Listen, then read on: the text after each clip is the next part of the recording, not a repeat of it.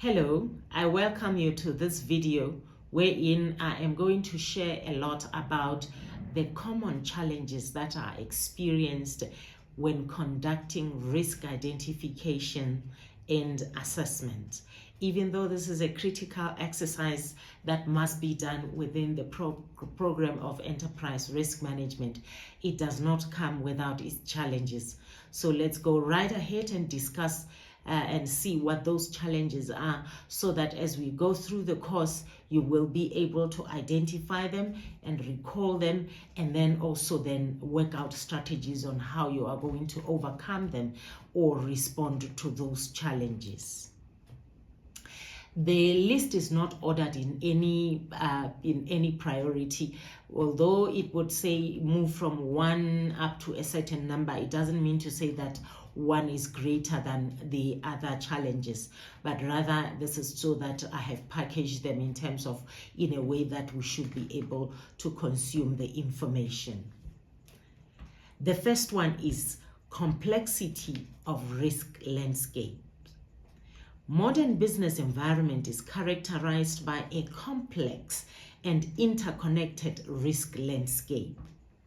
Organizations often struggle to identify all potential risks due to the intricate relationships between the various risk factors, including the operational, the financial, the technological, and the regulatory risks. This complexity can lead to incomplete risk assessments.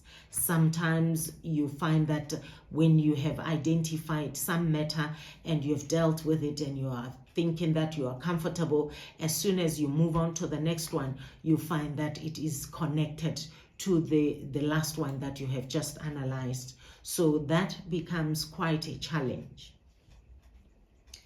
The second challenge is that of incomplete risk identifications itself.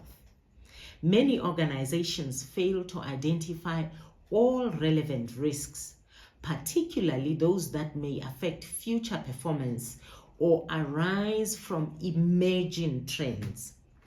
This can result from a narrow focus on immediate or high-profile risks, while overlooking less obvious but potentially significant threats. Incomplete risk identification can lead to unpreparedness. When these risks materialize, you may find that you are less prepared for them because you did not completely analyze and identify all relevant material risks. Number 3, data interpretation challenges. Organizations often generate large volumes of data during the risk assessment process, but interpreting this data to derive actionable insights can be challenging. The difficulty in processing and analyzing data can hinder effective risk identification and assessment, leading to reliance on outdated or inaccurate information. At number 4, lack of stakeholder engagement. Effective risk identification requires inputs from various stakeholders across the organization. However, organizations may struggle to engage the right personnel in the right process, leading to gaps in knowledge and perspective. This lack of engagement can result in a failure to identify critical risks that may not be apparent to a limited group of individuals. At number 5, resources constraints. Limited resources. I could repeat that again, limited resources. The limited resources such as budgetary constraints, time limitations, and insufficient expertise can significantly impact an organization's ability to conduct thorough risk assessments. Without adequate resources, organizations may report to superficial assessments that do not capture the full scope of the potential risks. At number 6, siloed risk management practices. Risk management practices that operate in silos can lead to inconsistencies in how risks are identified and assessed across the different departments or business units. This fragmentation can result in missed opportunities for collaboration and a comprehensive understanding of organizations' overall risk profile. At number 7, I have cognitive biases. Cognitive biases influence how risks are perceived and assessed within an organization. For example, decision makers may focus on high-profile risks while downplaying less visible but equally important threats. These biases can distort the risk assessment process and lead to an inaccurate representation of the organization's risk landscape.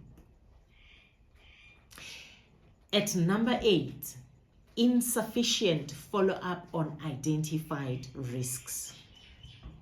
Even when risks are identified, organizations often struggle with implementing appropriate follow-up actions or mitigation strategies. This lack of prioritization can stem from a failure to recognize the importance of addressing identified risks or from inadequate accountability within the organization.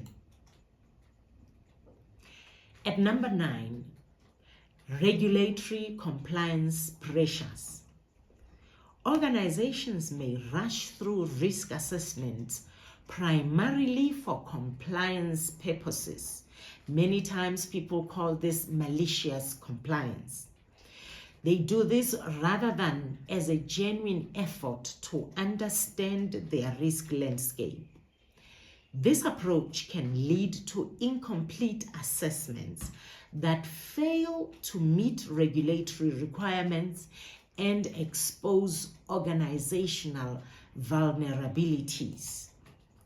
Those are the key 9 common risk issues or challenges that often those who are facilitating risk assessment face in the identification and assessment processes. And by going through this entire course, you should be able to respond positively to those challenges and overcome them. Thank you. This is the end of this presentation.